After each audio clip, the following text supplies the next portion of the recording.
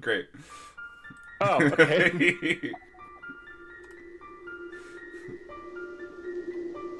damn it, Ando. He's really still gone. All right, hey, he just came back right in time. What's up, guys? It's us, the Omen Seekers, back for one final episode. Ando's back. Heck yeah. All right. Well, I've written something, so let's hear about it. Okie dokie. It had been just over a month since Flight, Dimitri, and Dr. Lazarus stood around the coffin of Francis Mata, a close friend to all of them. His murder had set in motion the events that would lead our group to coming together to save Icewind Dale. They would travel around... Music. Is it on? Yeah, it's on. Yeah. Oh, okay, good. It just came on, yeah. Great. They would travel around helping good people and waterboarding bad people until they were good people. On their journey, they lost some friends and gained some more, eventually crossing paths with Bree Sparrowtail, whose parents were very awkwardly interconnected with Flight's. This would bring them closer and push them farther apart as the two families tried their best to make things work. After losing Dimitri temporarily, the group took on another ally in the form of Scoops McCoy. But after a few days, Scoops would admit that he had been Dimitri all along and was utilizing disguises to do some investigation around towns. After overcoming the threat of Durgar attacks, breaking parents out of prison, negotiating truces with goblins, and dealing with unfavorables and Tarim antics, the group had made a name for themselves and would set their sights on their biggest task yet: return Summer to Icewind Dale and defeat the Frost Maiden. Well, yesterday, the Omen Seekers and friends took on a goddess and walked away to tell the tale. Yes, we did. After demolishing her lair and betraying their deal, Arl took offense and decided she would make these damn nuisances pay for their meddling. She called upon as many allies as she could, and the Omen Seekers went toe-to-toe with all of them. But fortunately, the group had made many friends along the way, and with their loyalty, they had an army of allies to keep this battle in check. Our adventurers traded blows with Lady Icekiss and then the Queen of Frozen Tears, two of Arl's varying forms. They quickly learned that although the combatants and their damage were balanced from both sides, seemingly making this a very close fight, they had apparently come more than prepared for the type of damage Arl and her minions would be dealing. With the help of cold resistance potions and allies who have natural resistances and immunities, almost half of the battle consisted of laughing off attacks like they were nothing. The Frost Maiden was surely going down, and there was nothing she could do about it.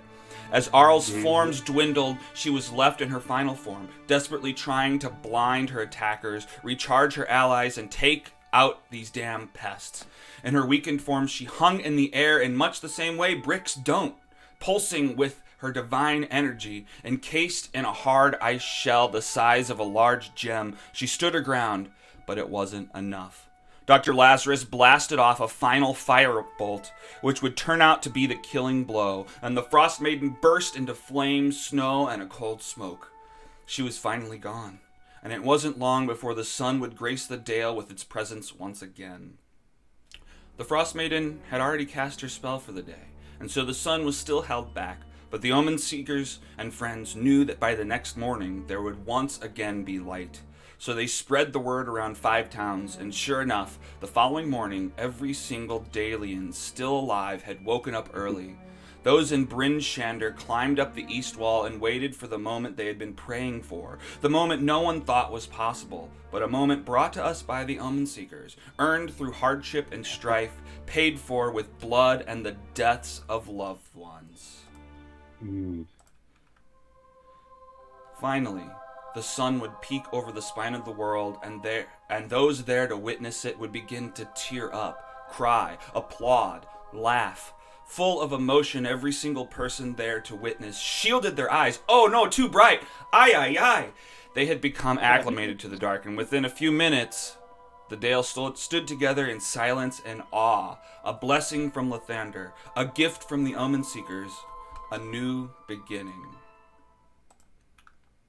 But not long after things began to return to normal, a loud cracking was heard, echoing through all of Icewind Dale. The rugged glacier was melting, And now that Arl was no longer casting her spell, the ices of the dale weren't as solid as they once were. And once again, uprooting the very short-lived comfort allowed to the people of the dale, a new threat emerged from the glacier as Levistus broke free from his ice prison and made his way out into the material plane to wreak havoc once again. But alas, there was much to be celebrated and still more to be done. Let us check in with the members of the Omen Seekers and see how their stories played out. Everybody just roll initiative one last time to see what order we go in. Heck yeah. Oh, you probably won't be able to. Hang on. Now you should. Start combat.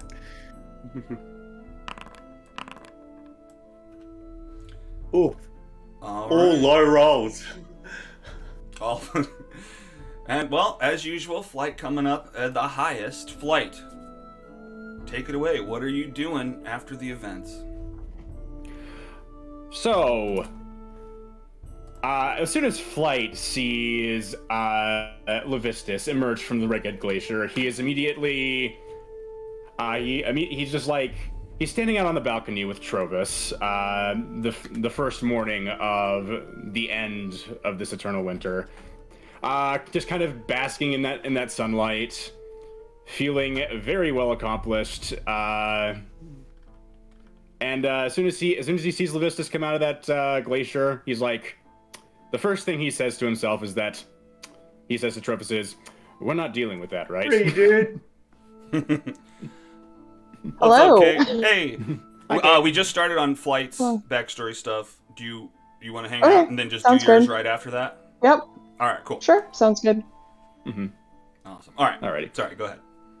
So the first thing he says to Trovis after he sees that is like, "Yeah, we're not dealing with that." And I imagine Trovis is like, "Yeah, no, we're not." Mm-mm. Yeah, he's had enough fighting for right now. Indeed. So after Levistus has,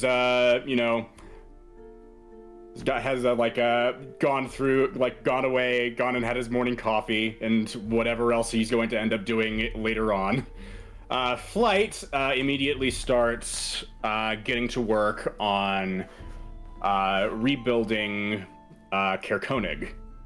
But not just rebuilding it, he also wants to enhance it. As he goes out one day he will go out to Kelvin's Cairn and begin to establish his owlbear breeding ground there. Okay. He thinks it is a very good location to keep the owlbears as he begins to set up that business, initialize it, I suppose. Mm-hmm. It'll take some work to get it off the ground, and yeah, it's like a ranch, basically. It'll take some work to get it off the ground, but with the help of his key, he is able to sequester it adequately so that nobody will. So that to keep accidental deaths to a minimum. Yeah, I imagine there's a lot of farmers who are going into the land right now because, like, what else would you do when winter's over? You start farming. So there would probably be a lot of owlbear kind of, food disputes between humans and people and owlbears. So, yeah, in the near future, they might be public enemy number one. Mm-hmm. Well, but he's training them to be good, I think. He's training. That's going to change them. Yes, a lot of people's perceptions. Yeah. He's not too concerned about the perception. He is interested in selling them to people who want to be want guard animals. And probably something like that with Flight's ability to speak to owlbears in that manner and being able to train them in that way, that is not something that is common and probably would be highly sought after by people of upper class and great means. Absolutely. Yeah, definitely. And if you can breed them to be not like, are these snow owlbears or are they just like regular owlbears? And it doesn't matter. Yeah. If you can train them to be less snow owlbears, they can be sent south, and you can basically take over the world. It could be. And I imagine a bunch of like the main form of transport around town are axe beaks, but probably as the owlbears come up, they become more and more prevalent as transport and guards and different things around town. Piece of burden as well. Yeah, Mm-hmm. I don't know how viable absolutely. owlbears would be as carriage animals. They're a little bulky, but Yeah, it could be. Well, so I'm sure They could somebody's definitely tried it. pull something. Yeah. yeah. I'm sure Um, somebody's hitched up. I'm sure somebody's hitched up a sled to an owlbear to one of their owlbears at least Absolutely. once. A chariot. Beyond that, as well as just like trying to use whatever income he gains from that to just help enhance Caer Konig, make it more of a staple of the community as well. It's basic like I imagine it's kind of like a resort town at that much more of a resort town at that point, with like people coming into look at the owlbears, because Flight would also train many to Right. also be like more domesticated. okay, Because he'd like be so able it's to like a shows ranch kind of tourist trap. thing? Like a zoo Mhm. kind of thing? Domestication It'd be is like- it'd be like like- a it'd be like I, Bear World okay. in- I sorry. yeah. I need to interject as like an anthropologist and archaeologist here. Tell us your Domestication expertise. takes like generations. Like Oh yeah. Yeah, but just- that's if you can't yeah. talk to them. Like, Yeah. if you can talk directly to sure, a that dog, would probably like, they would be quicken the much easier process, to be trained. but Yeah. much He's easier trying. to train. But to domesticate, Yeah, just yeah, trying I to mean, do you that. can start the Get- process. It's not going to happen get the during your wheels turning. lifetime, though. Yeah. It's magic. He's working on it. Get those wheels turning, as well as hire on hands for continue, because the main thing that Flight is able to do is like owlbears are just aggressive, like out in nature, and once like they've been in nature, they can't really be domesticated. But if you get them while they're young, they can be acclimated to humans, and at that point, you can just kind of continue that line of people able to if So keep you're that going to going. have babies and then try to. Yeah. Well, either way, yeah. I mean, Yeah, however even- long it takes, not very quick, but you do start setting that up in Caer Konig, and a lot of people end up coming there. Yeah, like a vacation spot. See the I imagine it's kind of Felton's like Canyon. Bear World in Idaho. like what? Bear Bear World in World. Idaho. Yeah, like they'll put a Heck yeah. highway down, and there's just like big billboards that like stop by Caer Konig for Owlbear Yeah. World. Mr. Bigglesworth will shake your Yeah, hand. don't forget to build an owlbear on your way out. You build an Yeah. owlbear. Yeah. Build an owlbear. Yeah, build an owlbear workshop. Was there anything That else is- that Flight was doing? There was the thing we discussed in the Discord channel with Okay. his investigation into Oh, right. Vernus's death. Oh yeah, that stuff. Right. And Okay. the so question you- he asked 10 minutes ago. Yeah. So I don't know what exactly ended up happening with Valin, but I imagine he would actually try and seek out Valin to some degree, because she has experience with necromancy and stuff like that. And she was also she was also the one who was involved in the Frostbringers. And Flight eventually would have put together that Valin was trying to work with them to bring an end to the winter, or what, I can't remember what exactly she was trying to do, but Vernus was working with them to some degree, and after finding finding her in the company of a certain kobold with a top hat and a cane.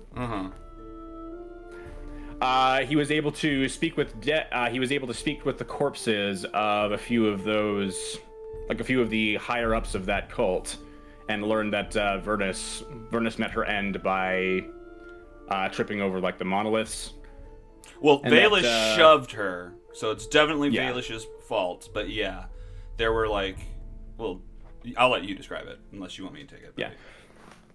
Yeah, it's just finding that Vernus had met her end by working with that group, and subsequently being chased to the East Side Inn in Tourmaline, and that is where she was chased out more by the Invisible Stalker with the help of the Pescrix, and he was after sharing that news with not only Ravison, but also with Marta. Mm-hmm.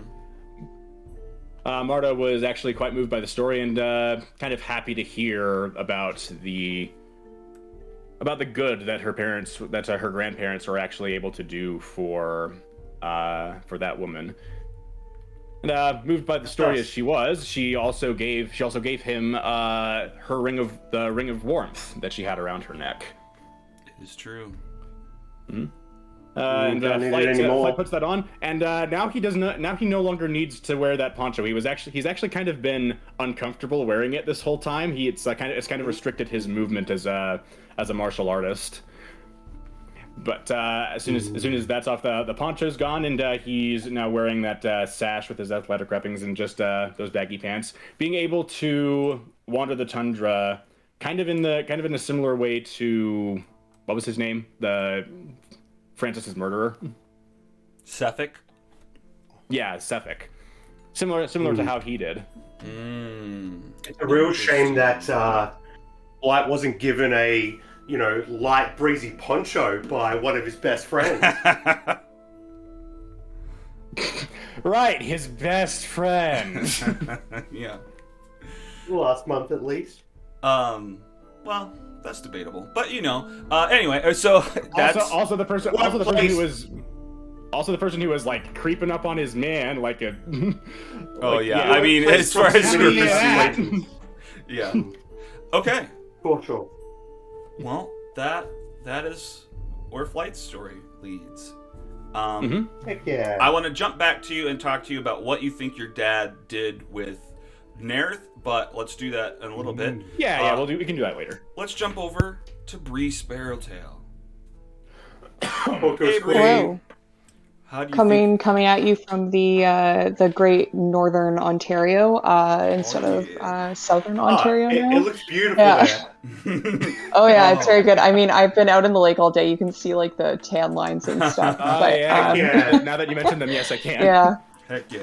Yes, it's very. I got very tanned this weekend. Heck Oh, yeah. yeah. Well, that's perfect timing like for literally the just came in sun from the lake. having returned to Icewind Dale. Bree is probably getting tans right? now too, right? Yeah, Great her segue, skin is dude. starting to turn like a bit of a darker shade of blue than normal. I'm guessing she's spending a lot more time outside because she's getting familiarized with Halligan's tribe and stuff like that.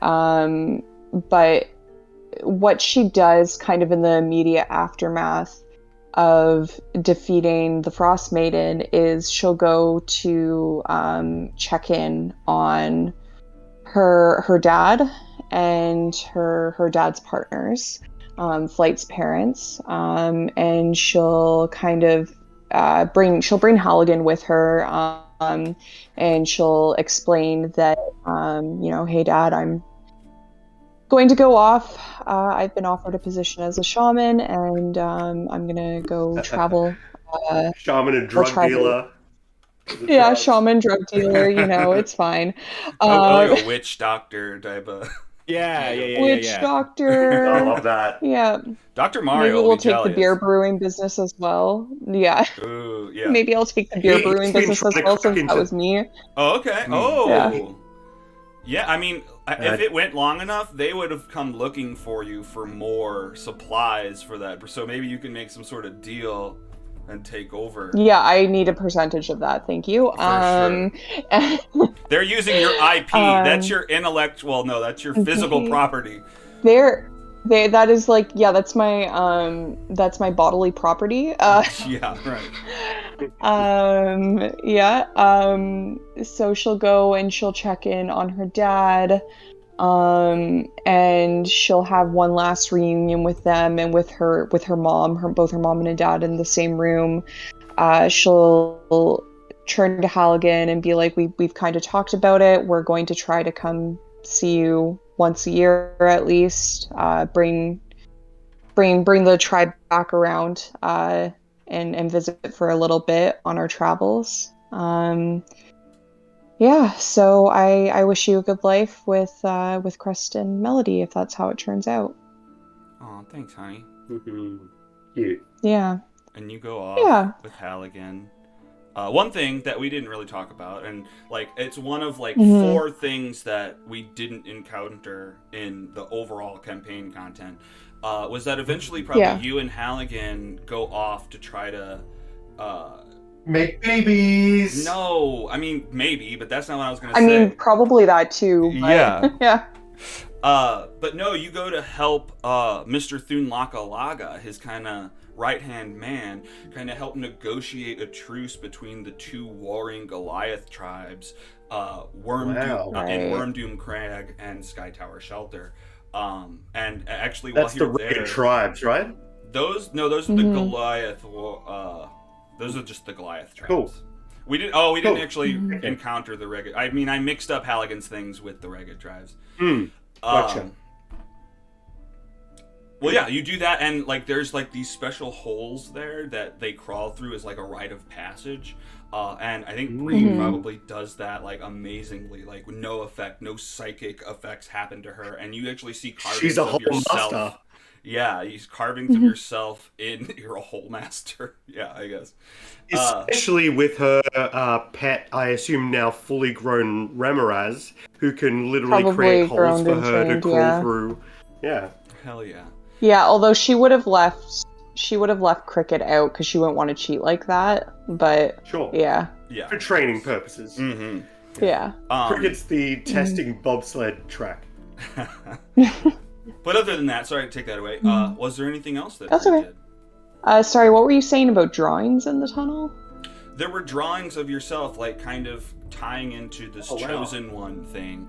Like you seem to be Oh. like this epic kind of giant, foretold in myths and different things. What you would do, who knows? But just that you're awesome and amazing, and everyone was expecting you.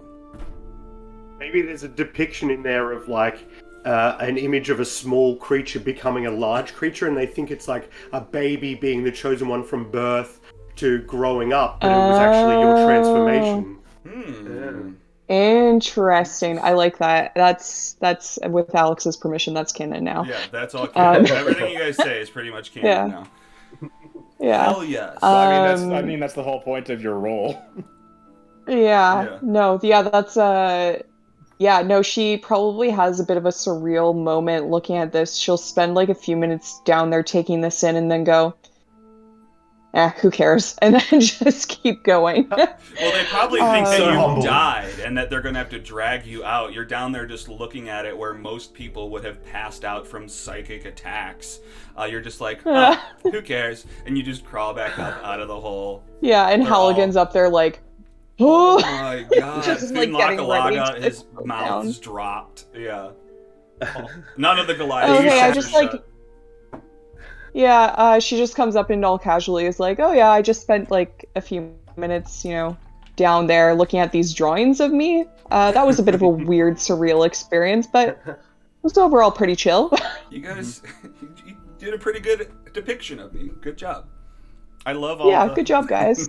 the fan art downstairs. Now you, Although you got You're that in- thing about a baby becoming a giant wrong. It was like a halfling becoming a giant. But, semantics at this point, so... Someone's jotting this down, and by I mean jotting down, they're like probably etching it into a piece of rock. There's some sort of like weird religious sect being formed, yeah. yeah, you're now a god queen. You're a god queen of the Oh tribes. god. Heck And she yes. completely ignores them because she doesn't want to be one.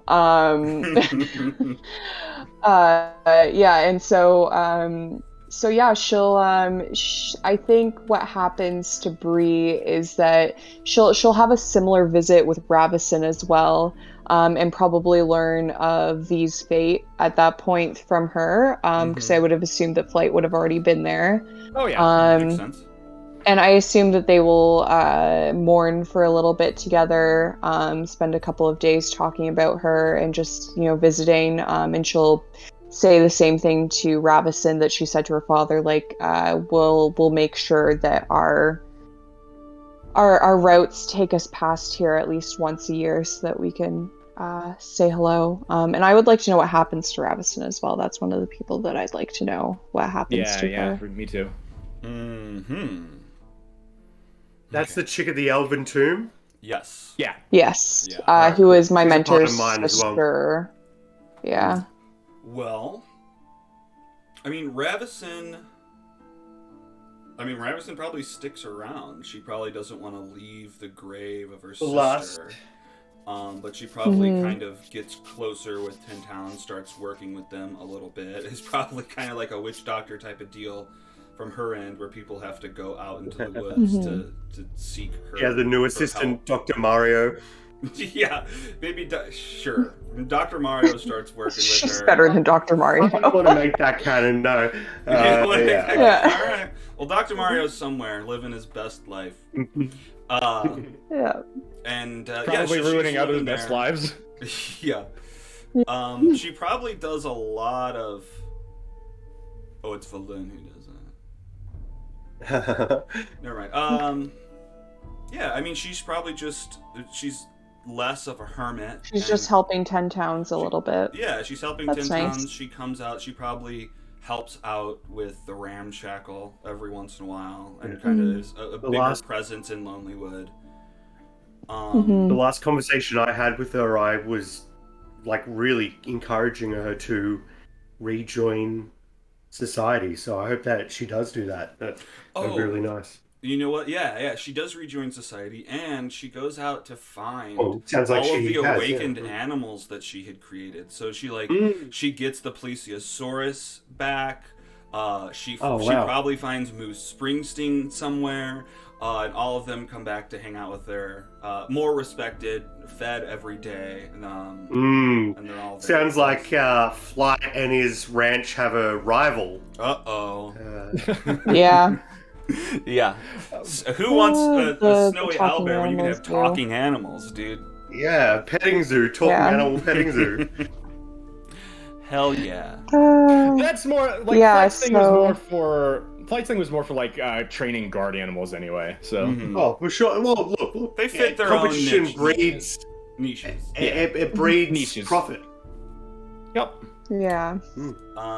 So yeah, she makes that visit with Ravison, and then I think they'll probably go to visit Dr. Lazarus as well. And I assume is Yana still alive? No. There's something that he's gonna talk about in his bit. Okay, so they go to visit Dr. Lazarus, and spend some time with him a little bit. Similar promise, like we'll come around like at least once a year to check in, see how you're doing, keep you in check a little bit. Bree kind of nudges you. Oh, you know what? She might. If Halligan hadn't come there already, and if Halligan's with her, maybe she is alive when she meets with you at this last moment. Yeah. And then. Right. Well, then Bree will say to Yana, I don't care if you approve of me.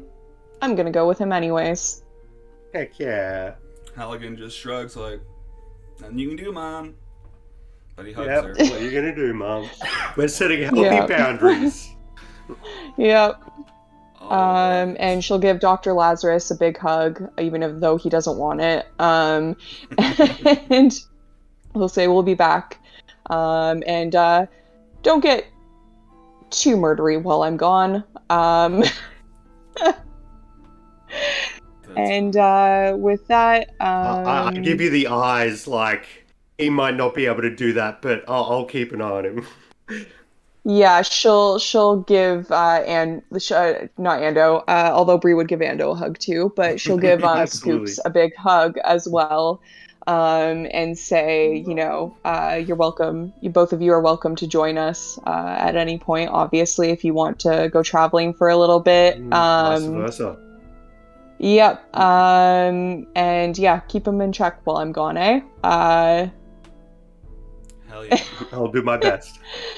Yep. And with that, she will smile and leave the vicinity of 10 Towns pretty content with what she's accomplished here. And she'll go traveling with Halligan, and you guys will see her probably usually once a year, maybe sometimes twice a year, depending on what's going on.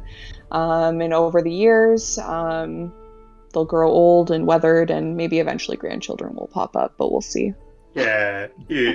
Yeah. Mm-hmm. Heck yes. Mm-hmm. Anything you want to add, Alex? No, I think that sounds great. That's amazing. Cool. Amazing. Then I will pop out now. I need to go have dinner and help my mom. So have a great Take rest care. of the session, guys. Thank you Bye, for Parker. jumping in. I Alright. don't think I'll see you again, but have a great life. Have a Bye. good one. See Take you care. guys. Peace out. Well, not you guys. See you, Kate. All All right. See you, Kate. Yeah. So we're Who's moving. next? Let's move down. Oh, Scoops is yeah, next I got a in the bring order. when she came on. Well, yeah, I feel like the doc and mine are pretty intertwined. That's why So we both got the same number. Yeah, That's right. You where we're both all rolled the nine. same. How perfectly that worked out. Yeah. I loved it. So my immediate goals would be to recover the city. Recover the city with the doc. I invite the other Omen Seekers with us. We're a great team. We can take shit down. So anyone who wants to come along to raise the city, that'd be great. Otherwise, I'd love to fully explore that. Go to that concert hall. Find if Valin isn't there, or if Valin is there, find her there. If she's not, try to find the head and put it back on the robot. I'd love to finish that quest. Just tie up all the loose ends. Answer all the questions I have about that, but primarily go there to raise the city. So what are your thoughts about that, Alex? My thoughts are there's some moving parts here, and I don't have all the answers. We can sort it out, but okay. So Yeah. one, the Zentarum had made it into Eriolarthus' lair, and Eriolarthus commanded them to find the Omen Seekers for him. And that's not all of them. That's just the ones that had gone into the cave looking for stuff. Just the ones there. Yeah. But then shortly after that, I don't know where they went after that, whether they left the city because they had other goals to find there. Then Valin actually finally made it up to Eriolarthus as well. Her and the kobolds ended up having to fight him. She wanted all of his knowledge from his library, whatever. She couldn't find his spellbook, which was annoying. But I was gonna give it to her. she's fighting him, and then her kobolds end up getting slurped into a living demiplane, which is that weird doorway that was moving around the room. Inside of the room were other monsters that had been slurped up by the demiplane before, and you guys had to figure out a way to get out. I'm not sure if you discovered it or not, but maybe you discovered it by we could still be there. the room itself. You could destroy the demiplane and get out. But after that battle happened, Eriolarthus was I bet destroyed. Tom's character figured that out. Yes. I was about to say, like, I 100% know Ragnar knew, like, detonated ground zero max fireball. Hell yes. Killed probably everyone except the two of us, and then we got out. I could have done careful spell. Careful spell, heck yeah. The three of us would have Nice. Hell not yeah. been blown up. Well, no, there's 2 kobolds left. So yeah. So, is Eriolarthus dead? Eriolarthus is dead at the hands of Valin, and now Valin has the entire city to search through, having beaten all of her comrades to the magic. So, and can now show she's that searching the Harple family city. is very good. I don't know. She's been trying to make a name for herself outside of her family name, so she comes back with all this magic stuff. There's also the potential that she looks into doing the time rewind thing, but maybe doesn't. That would probably ruin too much. Would that just send her back in time, or would it send everything in the Icewind Dale back? I was thinking about it the other day, and what I think... Or does it send the city back in time? It's the question of, does it create an alternate timeline or not? Yeah, I think it would be that the city would disappear, and your timeline would be the same, but that city would appear in the past, and they'd be able to live a fresh timeline from there. Interesting. But that may or may not happen, because you guys want to raise the city, and I think that she'll probably be hesitant on doing that. Well, we could compromise and say she got taken to an alternate timeline, and the broken city, just stayed where it was because she doesn't exist on this timeline anymore. Maybe. Never could have. Like, anyway, I like her being timey-wimey, around, though. loosey-goosey. Mm-hmm. Yeah, that's fine. I would love to see her again. And I would immediately be like, oh, I picked up this book for you. But I like to imagine, like, she's exploring, like, a building, and then, like, we get there and, like, start working on the Mythalar, and, like, as the city, like, raises up, she's, like, sitting there, like, reading a book in the library, and, like, everything shakes and it fucking lifts us. I don't know. Hell yeah. Yeah, she, you're both just there. she comes randomly out at the and same she's time. like, yeah, absolutely. Like, why would she leave? Once she's there, yeah. She's you're probably just finding like piles and piles of stuff by the front door. She's like gotten some new stuff. She's got a whole inventory. She goes and takes it and just starts filling up the tunnel out. Unless the doc has any objections, I think we would invite her to live on the city with us. Yep. Be a part of that movement. Hell yes. See if we can't get help from the Arcane Brotherhood. What I would also do is invite all of the volunteers who came to fight with Oral with us and their families to be the first to move to the city as kind of an honor for helping us, if that's okay, Tom. Also, my immediate goals. I just picked up a new stupendous sorcerer warlock thing, whatever it's called. The Mystic Arcanum. I just picked up a new Mystic Arcanum, and I've copied Old Mate in jail, and I'm going to make a simulacrum of myself, and send it back to Waterdeep with all the conspiracy info and So I had a question all about of the that. stuff too. Yeah, How are you creating the thing that you picked up? It creates simulacrums. yeah. I got to pick a spell, a 7th level spell, and I chose simulacrum. Oh, nice. For his Mystic Arcanum feature. Okay, all that's works super out. cool. I mean, either way, I mean, it's definitely possible. I thought you were gonna have to like utilize a minor image to create an image of you in the old spire and then make it real. But if you can just do simulacrum, that's better. It won't turn into black pudding. It does cost 1,500 gold, but I imagine I collect a bunch of magic material from the city, and eventually I'm able to create this thing. You know, it's one of his immediate goals, but it might take time. You know what I mean? Sure. Well, and with the treasure you got from the Dark Duchess. That's true. The amorphous pile of treasure. That's right. Yeah. So I create at least one simulacrum and I send it back. And yeah. Which is kind of course, a funny concept of you used to be one person who had many forms, and now you're multiple people with the same form. Very dramatically ironic. Heck yeah. I do like the idea that the simulacrum comes out as Ample Derriere, and now he just actually exists in the world. And he's kind of annexed that personality off into that simulacrum. That's fun. That would be pretty funny. I like that. So yeah, I send him back to be the hero of Waterdeep, taking down the doppelgangers. Oh, speaking of the doppelgangers, I'll get into that in a second. My short-term goals, right? Under the guise of Nerf Maxwell Denard, because I have his face, and nobody knows that it's not him, except Devessa and a few other people. I help install speakers with integrity into the positions that are available. And I also push for Devessa to be the Watcher, a new position as like a head speaker to kind of, just be the one voice for all of 10 towns to make decisions in times of crisis. Of course, the Council of Speakers would have the power to dispatch her from that position, and she would have the power to kind of call a meeting of the 10 towns when necessary. So it's a very symbiotic relationship, but I really think she is such a trustworthy and intelligent individual to be able to,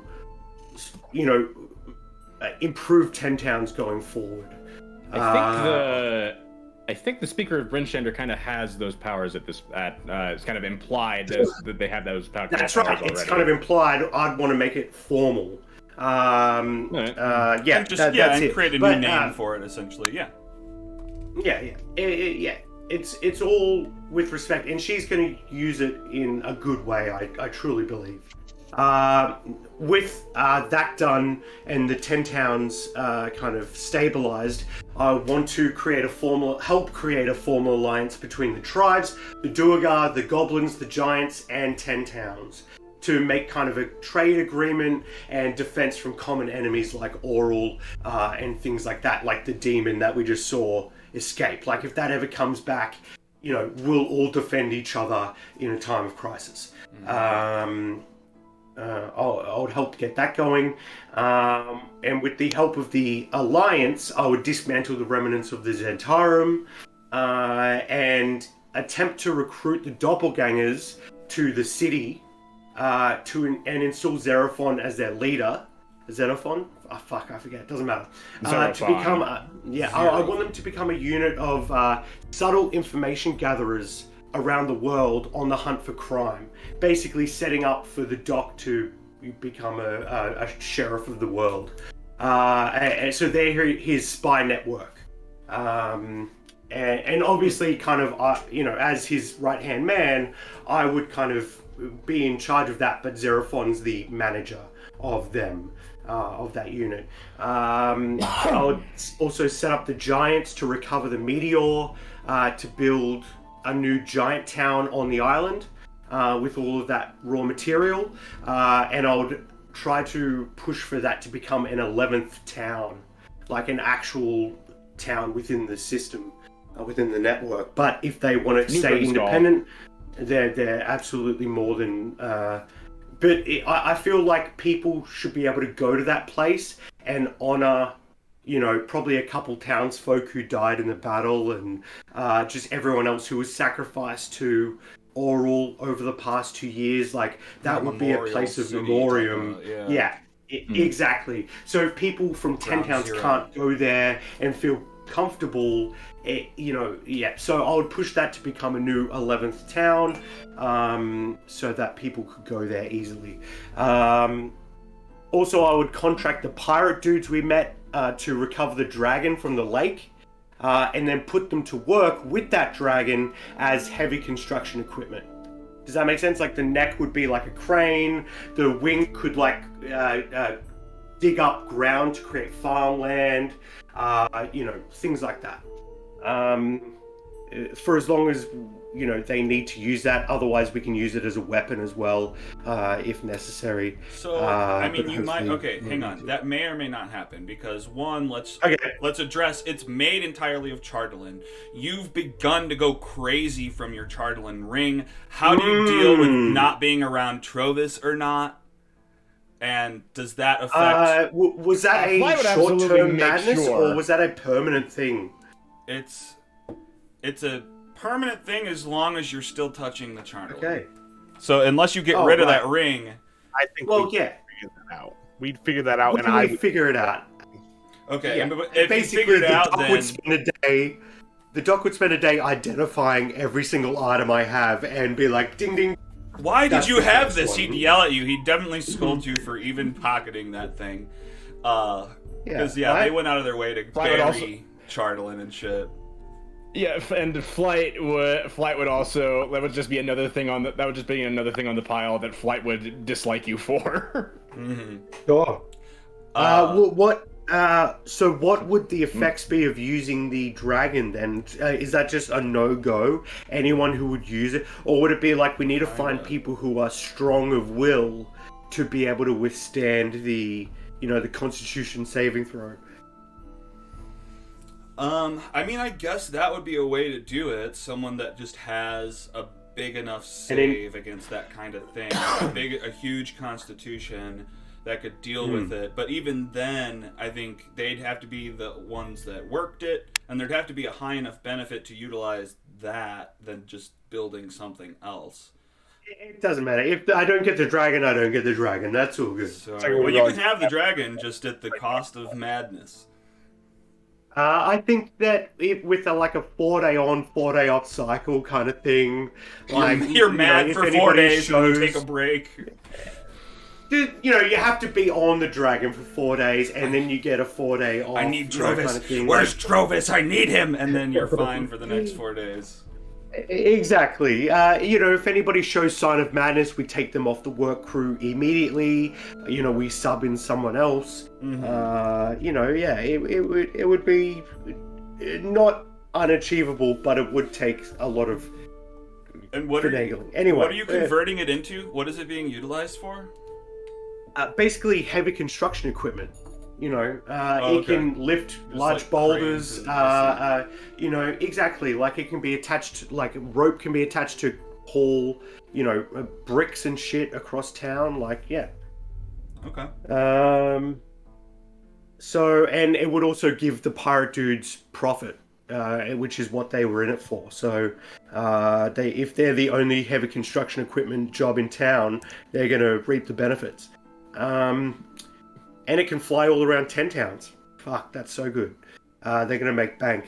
I would also like to, with the doc's help, improve communication by replicating the mirrors that Oral's followers were using, and also transportation with the ring that we got. We could basically like retroactively get that, like basically port keys between all the hotspots, like all the main towns, like the 3 biggest towns. If not all of the 10 towns, could eventually have like port keys between them. I imagine, Yeah, the that's dock can whip shit up like that. That's probably something that doesn't happen right away, but like with the help of the doc and the Arcane Brotherhood coming to help raise the city, That's it. And the whole city working And together. also, Yeah. the city flying above would have a port key as well, so that people can get from 10 towns to the city wherever it really is on the plane. So that'll be cool. Well, if you raised it, I'm pretty sure it used to be a flying city. So Yeah, that's But what I mean. means, It's going to be teleport flying around the world, so up to it. it'll be able to teleport from 10. Like the Doc's sons would be able to teleport from one of the 10 towns to his city whenever they want. And to the effect, to speaking of Shardolin, I would also want to set up a Shardolin exposure and other trauma rehab centers around 10 towns.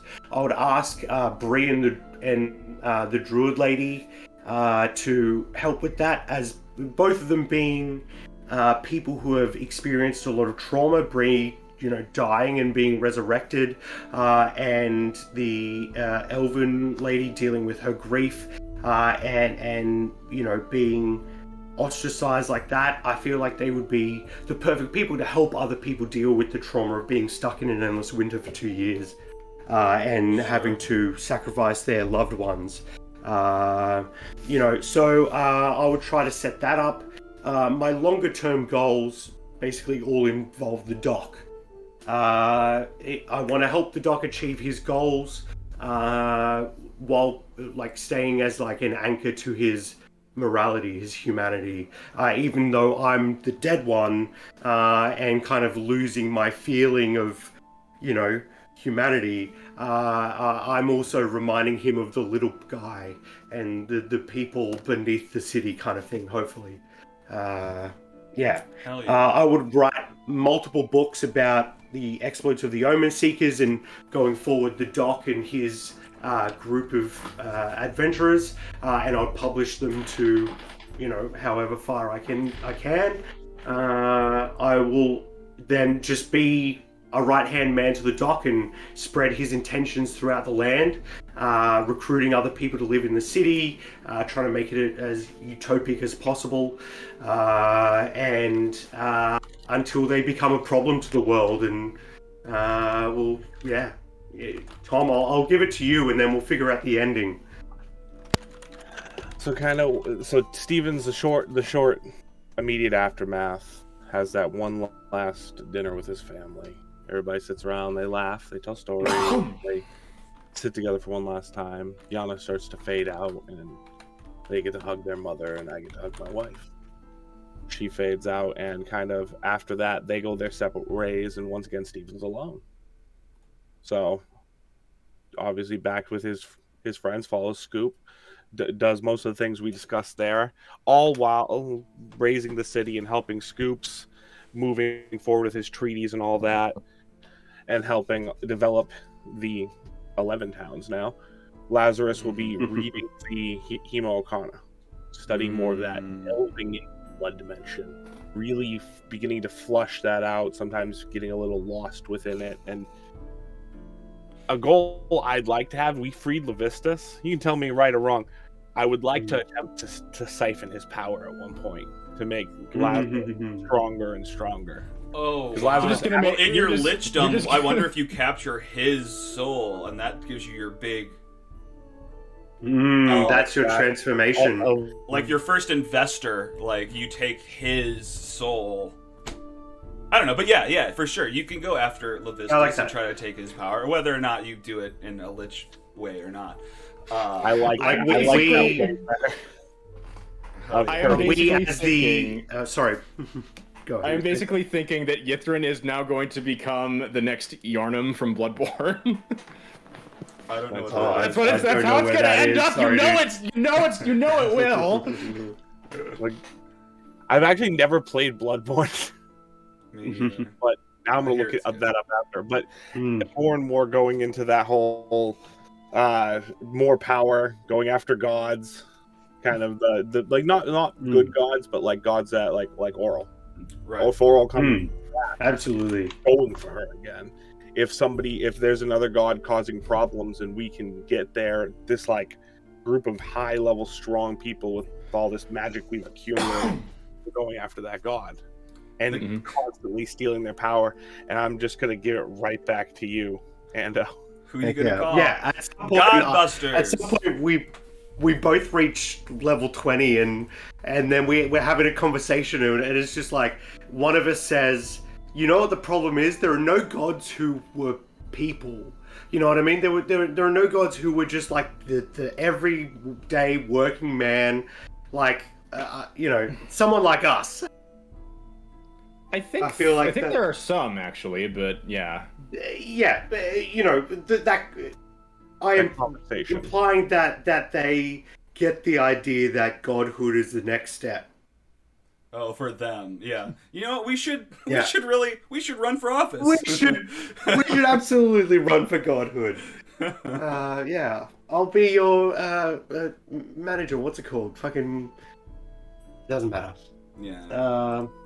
Hell yeah. Yeah. So at some point we become a problem to the world. Of course, okay. Power corrupts. Yeah. Yeah. And this might be decades, even hundreds of years later, because I'm now immortal. The Doc will eventually become a lich, and I think at some point, once we've gone too far, Scoops realizes that he has to kill the Doc. Oh, no. And maybe he realizes he's the only one who can, because he is so intrinsically tied to the power of whatever the Doc is calling himself at that point. Asmodeus or some shit. Yeah. So I would love, Tom, if we could have a roll off or something to see who would win. What are we rolling? Are you rolling right now? Yeah. I say are we you go. Just having a battle between each other right now? Like, what are you rolling? Yeah, basically. You determining the ending of this fight? I'm in. Well, it's almost just roll initiative. And whoever gets first initiative is the winner. Because you're both almost equal powered. I don't know. I reckon we should go whatever your highest stat is, and whatever my highest stat is, and we just roll. Oh, okay, right. Just one roll to determine the fight. Let me find out what that is. Ability check or saving throw? Yeah, it would just be my spell attack modifier, so I'm going with that. Damn. Uh-oh. What did you go? What are you gonna go with, Ando? Sorry, I was gonna go with my spell attack modifier, because that's my highest stat. Or deception, really, probably. But okay, well, yeah, I'll go with... if you guys want to do that instead. No, it's fine. I'll go with my... I have a +3 is my highest, so I'll go with that. You got a 9, skills, so... No, The odds are in your favor. He kind of Quite, trips yes. at the beginning of the battle. Let's see if I'm fast enough with my dex. Oh, Heck Oh, yeah! that was almost a nat Victorious. one. So Fun. you're smart, but I'm fast. Like, For the sake of other things, I don't think the doc dies to you at that point, but you definitely take him well, out. he's a god, so eventually he'll just reform. Okay. conform. Yeah, but at least I stop him in for a couple centuries, maybe. Yeah, for sure. I mean, he was doing some crazy stuff trying to be a lich. He was trying to kill unicorns to get their horns. He was pulling blood out of sacred beasts and stuff. He was collecting all sorts of stuff needed. Again, Yarnum. And all of it, I was right there with him, and my hands are just as bloody as his. But at some point, it's just too much, and I have to stop him. And Stand up. I do. Indeed. Yeah. I love it. All right. And it's super dramatic, and super traumatic. And as soon as he kills the doc, Scoops basically his body stops days. functioning, and Oh, his you soul die moves on. as well. 3 days. 3 Absolutely, days, absolutely. yeah. My power is. Well, my what do you power do is, for those 3 I have days? 3 days left.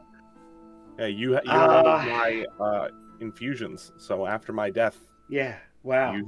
you cease. Wow. 3 days.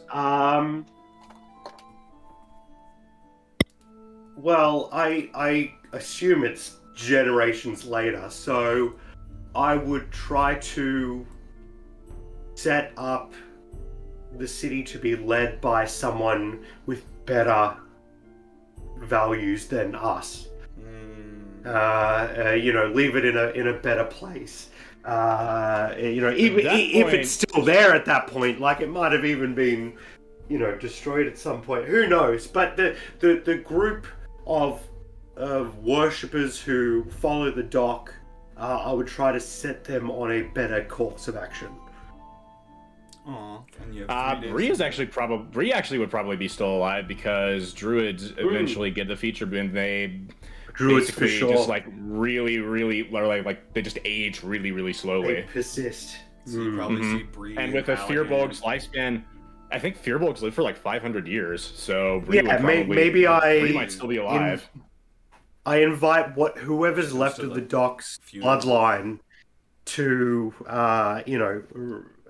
be the leadership, I guess. I Oh don't know. no! And you know Who what? knows? I think that's a good closing. We began at a funeral. We end at Dr. Lazarus's funeral with Bree, whatever Halligans are still, or whatever Halligans, what other Lazaruses are still alive, yeah. Oh, one other thing that Flight would have wanted to do is that he would have wanted to establish his own monastery, and specifically his first student probably would have been Trovis. That makes Heck sense. yeah. Heck yeah. Learn to be a monk. Especially having already taught Every him monk how to has an- meditate and to breathe and all that. Fuck yeah. He probably becomes Every one monk of the has an trainers owlbear there, companion. Yeah. eventually. Yeah, like the symbol for the monastery is like an owlbear claw or something, and as a marker for membership of the monastery, you'd have like a cloak of owlbear feathers or something like that. Yeah. Nice. Yeah. That's awesome. Is there anything to add, you guys? I'm pretty satisfied with that. I think that's about it. Yeah. All right. Well, For this at least. Yeah. and with that, hearts heavy, we say goodbye to Scoops, Bree, Flight, Dr. Lazarus, and Yana as our adventures in Icewind Dale have come to a close. Thank you, Tom, Ando, Kate, and Parker for going on this adventure with me and each other. Nate, Chris, and Michelle, thank you for being a part of our story, even if it was just for a little bit. And anyone who's tuned in over the last year and a half, thank you so much. We really appreciate it. And I hope to see you next time. But now... Thank you, Alex. Of course. What? Thank you for putting all of this together. Yeah.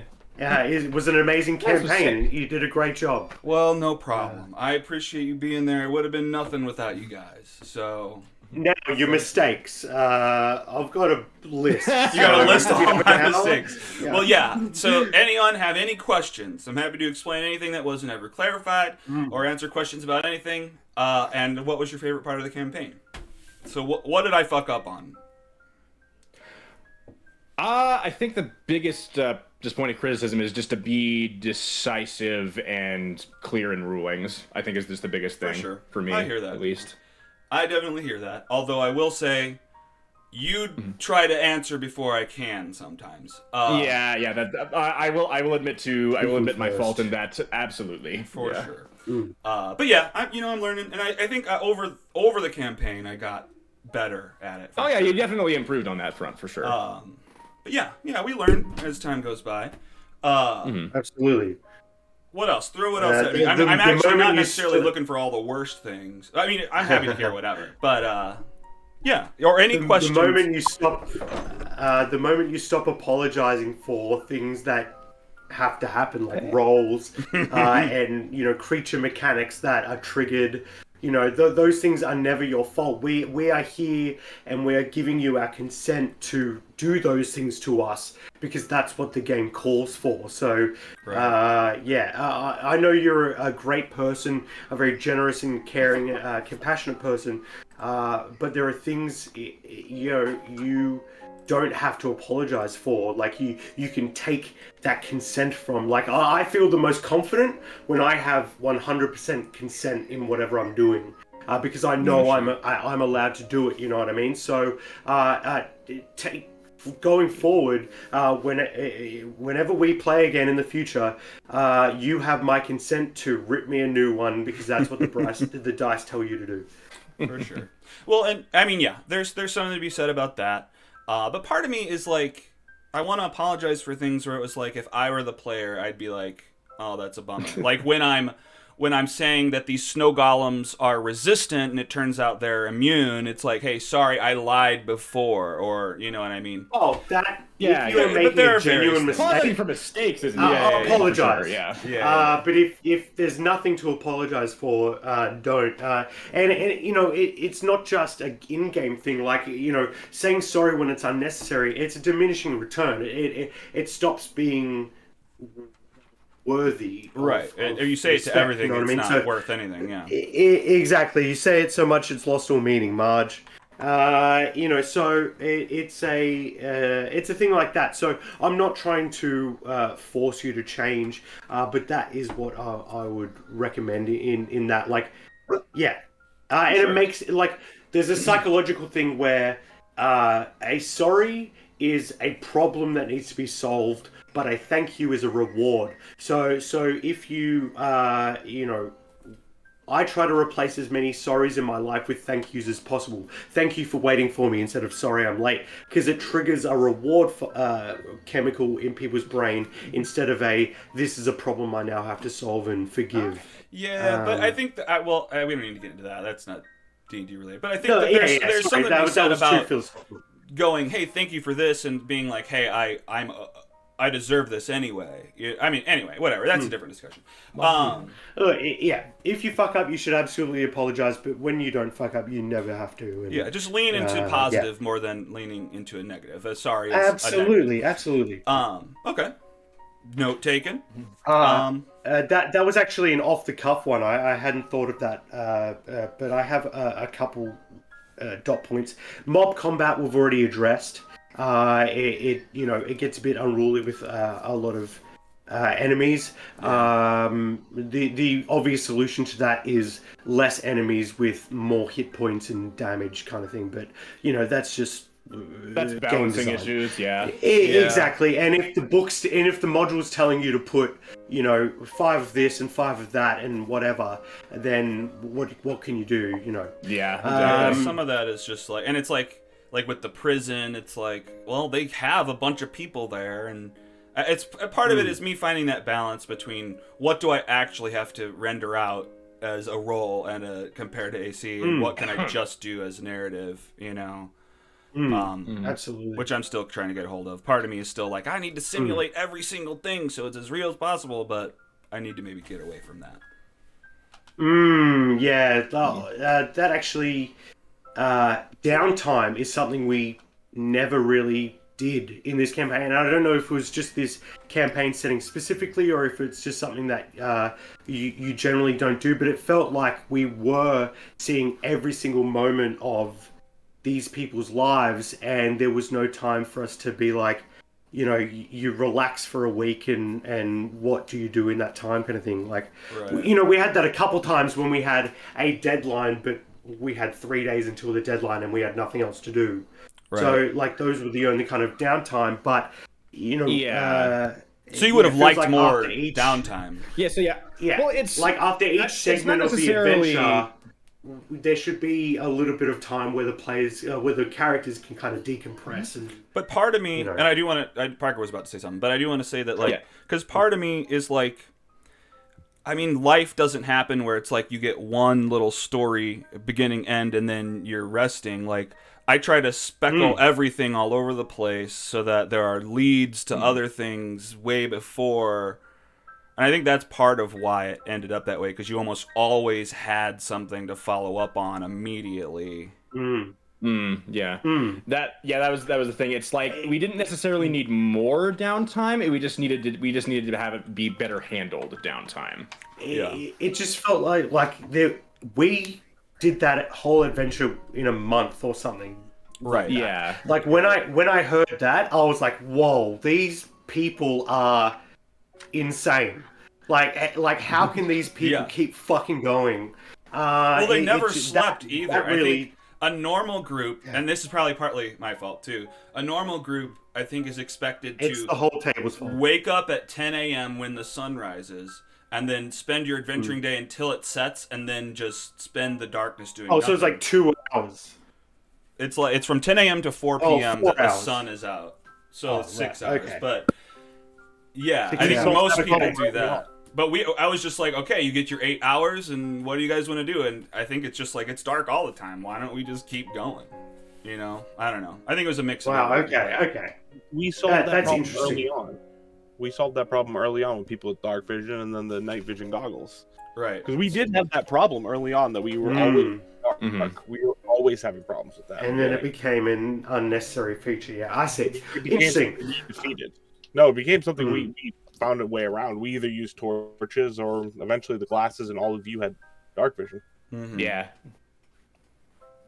I'll go back to the mob combat headspace for a second and follow on with that and say pacing is sometimes an issue in combat, especially with those large mob combats. You know, we and that's the whole table. Pacing is a whole table issue, not just a DM issue. It's when everyone gives their energy to.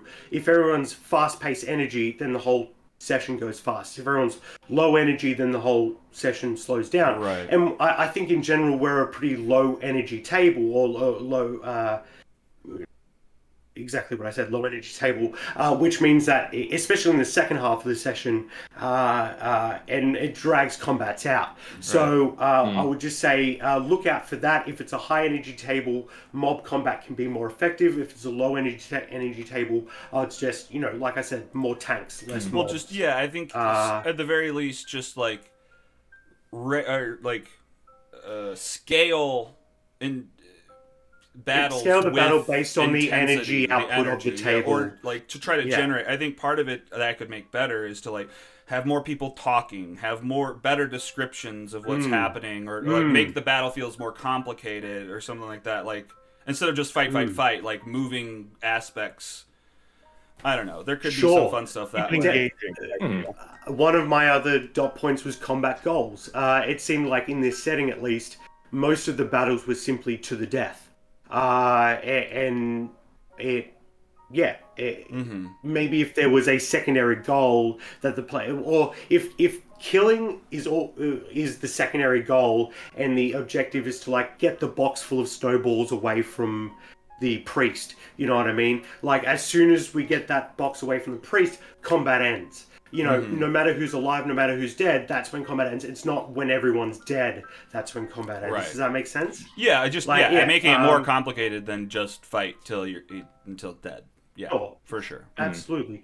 But that could just be the setting. Who knows? Because it does feel like a very kill or be killed setting. So right, it is very much the setting, but. Like a survivalist horror kind of setting. I feel like Revel's End was kind of like that, where it was like it wasn't necessarily fight till they're dead, which was kind of like that, but like you had other goals in mind, like free. And there are other situations like Duergar. It sounds like you guys didn't kill all the Duergar, like you made friends with them. So you know there are things like that where it was. Well, we started a revolt with the Duergar. Yeah, perfect. My last thing is the Foundry mods. We have so many mods and automations that sometimes it bogs us down when they don't work properly. Is there a way that they can be kind of streamlined?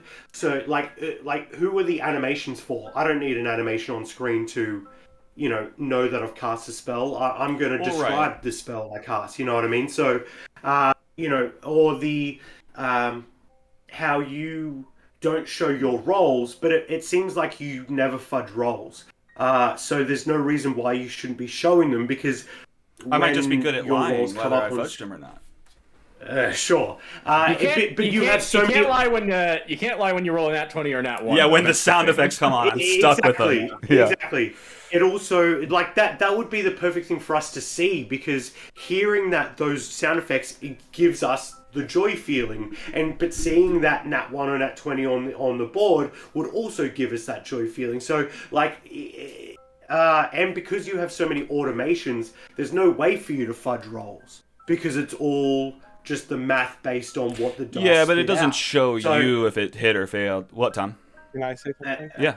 I like that though. See, I like seeing like the little ray thing. I think that looks cool. I like the color. Maybe it's my ADHD, but the color, the boom, and then the not seeing his rolls. So every DM fudges a little bit. Everybody's got to be like this a little bit more. This a tool. You know what I mean? There's the spice.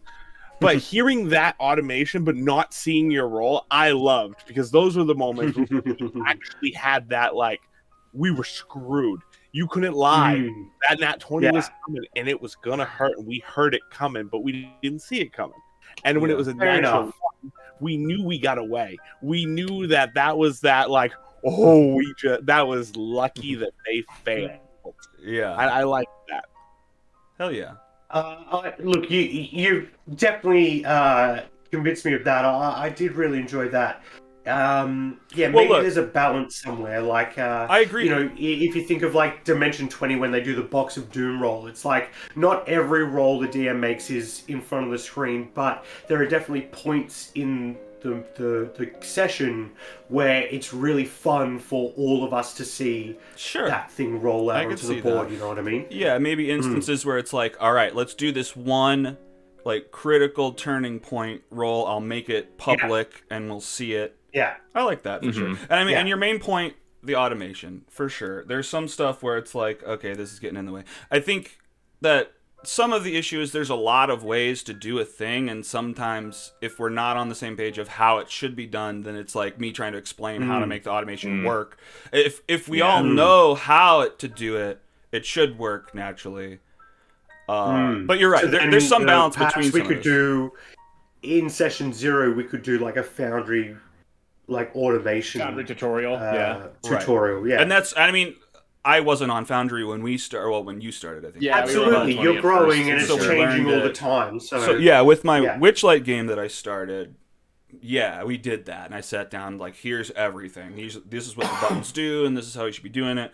And there's still issues. It's basically like when a DM brings in a new homebrew rule at the start of the session, you say, "Hey guys, I'm bringing in this new feature.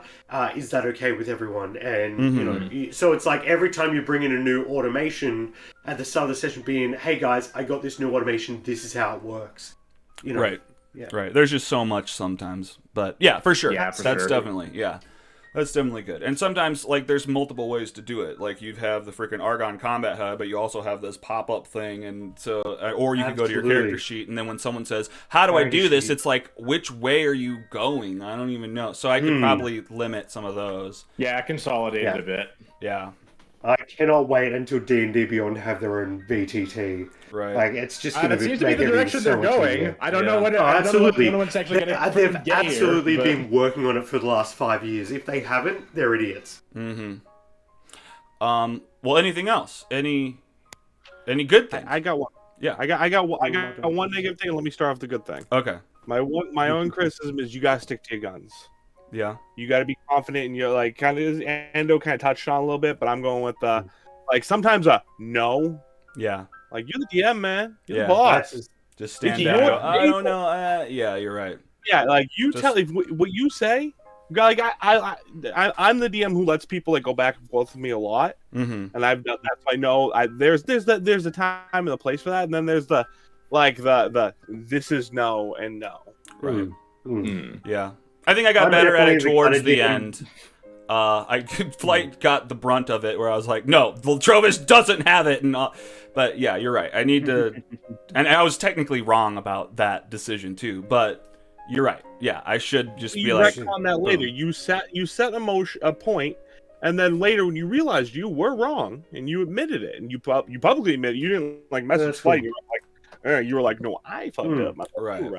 You did Well, do yeah, that. just to make it, don't lollygag on the decision, wasting time. Just make a call. Yeah, like in the session itself. Sometimes you just stick cut to the out. decision. Because it's more Right. important that this session keep going, yeah. Right. I'm Yeah. definitely the kind of DM who is like, what do you want to do? Okay, that's it. You know what I mean? But when the times come and you need to be like, nah, that doesn't work because of the world, there have to be those decisive moments, yeah. For sure.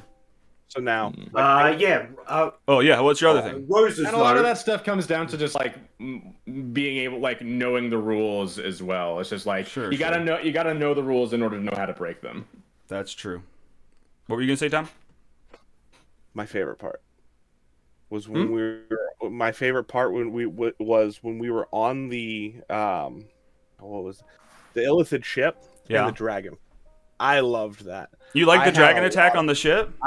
I liked that. I thought that was fun. It had its moments where it was a bit goofy, but it was a good time. The shooting down the dragon, all of that, I enjoyed it. Crashing into the lake, I thought that was really well done. I had a lot of fun with that. Oh hell I also yeah! had the other encounter I had a lot of fun with was the finding of the star.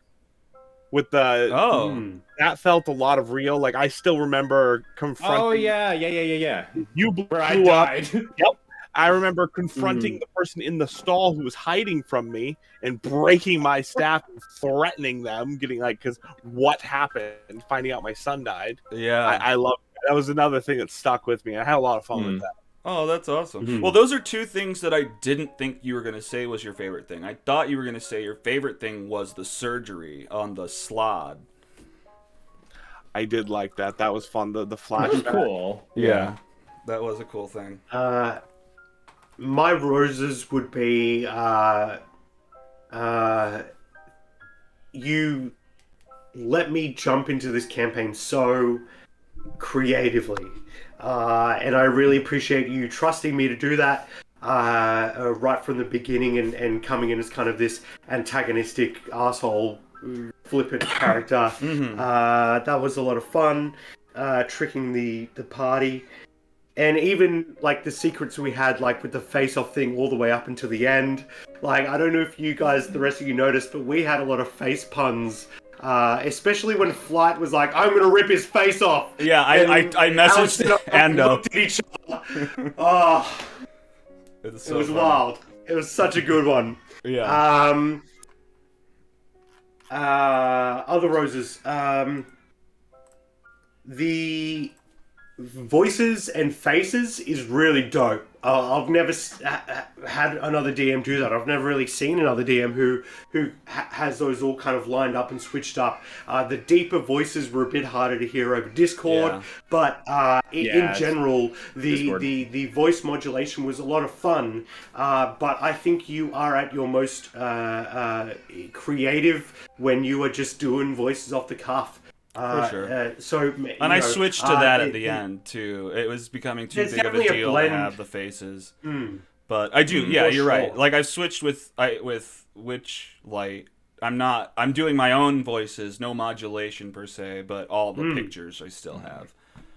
Which I apologize, I stopped doing that towards the end. But... Yeah, it's like I think that was fine. That was actually a good indicator early on. It's just I think from that point, if like you just have to keep in mind when you're doing it and when you're not doing it, because how I do it, because I do voice modulation as well, but I don't have the face thing. I actually don't do online games with like cameras or anything. So what I usually do is just like I kind of describe like what the character I'm about to do a voice for is like doing, kind of how like maybe give like a description of their physical reaction as well. Well, like in a book, like Parker does this, says this, and like to announce who it is before. Absolutely, pretext. Yeah. For sure. I mean, if it's only a one-on-one conversation, then that doesn't matter as much. But yeah, absolutely right. That is true. What else you got? All of the wackiest characters was so much fun. Dr. Mario was great. The Plesiosaurus, that's a part of the thing, but that was such a wild twist and so fun. And switching up the campaign to prioritize what we have chased was a great call. I've now taken some time to look through Icewind Dale as a general and seeing how different our story was from. I know. Because like three-quarters of the way through the story. Yeah, like 3/4 of the way through the story, you go to Grimskull, and then you kind of muck up her home, and then you go and find the city, and that's where she's kind of generating the spell from. So like you stop her there or whatever. So it's like she's not as powerful as you think she is, because she still needs technology to do this spell. But the way you did it with her just being, a goddess and stuff, that was great. I love that. Well, like just to get into she is some a goddess. She is, but like her thing is that she's just sad. Like we didn't ever get into it, but like she used to be best friends with the goddess of the ocean and like some other god. But then the goddess of the ocean was like, you keep freezing me up, so like get the fuck away from me, you frozen lady. And she's like, so she leaves. Oh yeah, I'm giving you the cold Umberly, shoulder. I think it was. Umberly, yeah. Umberly is like one of her titles, like in Forgotten Realms lore, is literally the bitch queen. Umberly is? Yes. That's funny. Yeah, well, she was mean to Arl, and Arl leaves. But anyway, okay, that's its own thing. Like, the campaign is set up like, we don't talk about Arl at all, only that it's nighttime all the time. And maybe you see her flying overhead. And the first half of the whole thing is all based around the Durgar and going to Sunblight. And then after the Chartland Dragon, that's all just completely over and thrown away. And then Valen is supposed to be like, hey, let's go to the Frost Maiden's Island. And then it seemed totally unconnected. Yeah. So I went out of my way to try to talk about the Frost Maiden early enough, and then also have the Durgar and the Black Swords kind of mixed in enough, and then Levistus plopped at the end so that it all ties together into a big story rather than just little bitty things. I don't know. Yeah. It was a good call. You did a great job. Well, cool. And the whole Zentarum bullshit. Oh my god. You guys jumped on that, and I was like, there's nothing in here for that. What am I going to do? So I had to make up all that. A fun fact, apparently Revel's End was created for the movie and then put into the campaign. Oh. So Revel's End will be in the movie. Oh yeah, the Honor Among Thieves movie? Yeah. Oh, Interesting. That's taking place. I know it's taking place in Forgotten Realms, but I didn't know it was taking place in Icewind Dale. Interesting. At least part of it. It would I don't be know like the whole where thing. a But... character's from or something. Yeah. Yeah, I think they go to the prison at the very least, but that's kind of Right. Oh, cool. Okay, well, any other awesome things you liked or things Roses you and hated? thorns. And if not, any questions about things that you wanted to know about? No, That didn't I'm happen. tapped out, I reckon. What was the I question? didn't find it. Huh? You were asking me a question before we started that I said, remind me. No, I've forgotten. Oh, Shit. the...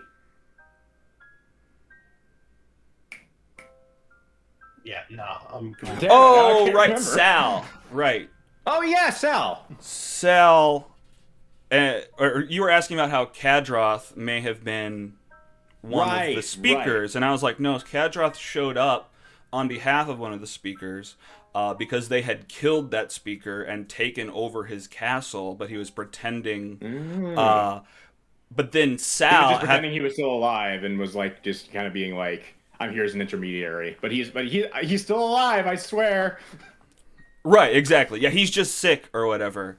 But then Sal killed Kadroth and took over. And then Sal came to you guys trying to set up the Zentarum, and Sal came up and said, those guys that you sent to go get weapons, they were killing people over there. And they were essentially setting them up to take the blame for the murder of that speaker. But then no one really investigated that, and you guys just believed Sal immediately, and then the Zents were bad enough already that you were just like, well, fuck them. They definitely did what she said.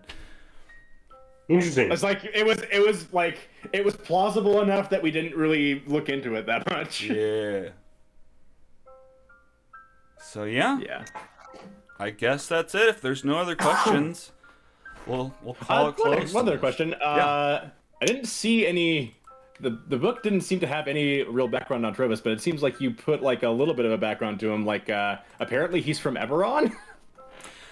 Oh, interesting. Well, no. Well, I don't know. Was that not in the book? That was just in what I wrote. No, that was a I kind of searched for Trovis's name on D&D Beyond, and none of the bits that came up mentioned anything about where he was from. Only that he like kind of reminisced about old adventuring days. But there was a bit on his like token like a stat block character sheet that said he was from Eberron. Right. I don't know where that came from. I must have just typed that into his stat block a long time ago, or you know what? Maybe I got it from like not the Icewind Dale thing. I may have got it from somewhere else, because I think a number of people from this campaign show up in Storm King's Thunder, I believe, because it happens before this. Our Storm King Thunder is a huge book. Yeah. Oh yeah. Well, I haven't read the whole thing. This book's pretty big one too. third but of yeah. it could be in Icewind Dale. Anyway, yeah, there's a bit in Storm King's Thunder that actually does there are actually things that take place in Bryn Shander in Storm King's Thunder. Mm-hmm. Interesting. Yeah, I think it's actually like, one of the 3 starting points. There's like a homeless lady that you guys would see around, and she is Kaldorix's contact named Baldora, and she's in Storm King's Thunder. Anyway, I don't know. Well, I guess that's it, dude. guys. I guess that's it. Yeah, guys. Good game. I know, good game. GG. It's been a crazy year and a half. I appreciate you guys sticking with me. Yeah, for sure. Well, thanks. It's not often people really finish campaigns. I know. Well, that's what's. I know, right? Yeah. Most don't make it past level 5. We made it to 12. Heck yeah. 13. 13. Oh, 13. 13? yeah, 13. Yeah, we're 13 now. Well, after defeating Arl. Yeah, okay. Yeah. Well, I mean, we're level 20 at this point. Yeah, right. All right, guys. Well, I'm going to hit the closing theme one last time. We're going to say goodbye to Icewind Dale. Thank you guys so much. Thanks, everybody who viewed. Thanks a lot, and goodbye. Later, y'all. Take care. Thank you. All right, everybody. So much. Thank you, Alex. Bye. No problem. Bye. Oh, man. This is bittersweet, guys. It's awesome. So bittersweet. We finished it, but now it's over. Absolutely. On to the next one. On to... Are you muted? Me? Oh, I thought you said something. I said on to the next one. On to the next one. Yep, yeah. Well, we're still live on the stream or whatever, but yeah, let's chat on the next one. And I eventually brought flight to death. Yeah, good work holding yourself back. Well, I was I'm worried. surprised Bree didn't go after the owlbears. Now I don't know what Kate said to you guys, but Yeah. I was worried she was gonna pull something and then ditch and leave us with the aftermath of whatever she said. Absolutely. I was like, oh no. I mean, she basically did with that "I'll never see you again" part. Yeah. Right, I know it was very subtle. She didn't say it to anyone else, so that means she is going to say it. Yeah, right. Parker, I'll never see you again, and then yeah, Nothing. yeah. So this chant. We're off, right? No, your audio's live. Hang on. Oh, that's off, dude. Yeah, it's still live. If you don't care, it doesn't matter. So is this Icewind Dale channel gonna cease to exist? I guess so. Why? Well, because I keep things clear because everything's jumping to the other one. So just so I don't have like a bunch of channels there, I'll jump out of this one. Oh, You're not gonna gotcha. use it. He's gonna delete it. Yeah. All right. I'll yeah. do that, and then I'll jump out of the campaign. Unless you want me to leave Steven in there. Whatever you want to do. I don't know. I'll leave Steven. I'll leave Steven. There's no reason for me to jump out You of can it. pull them out or whatever. It's just a matter of sharing stuff. If you don't want to share your purchases with me, No problem sharing anything it's with fine. you. I know it's fine. All right. Hang on. So the credits are almost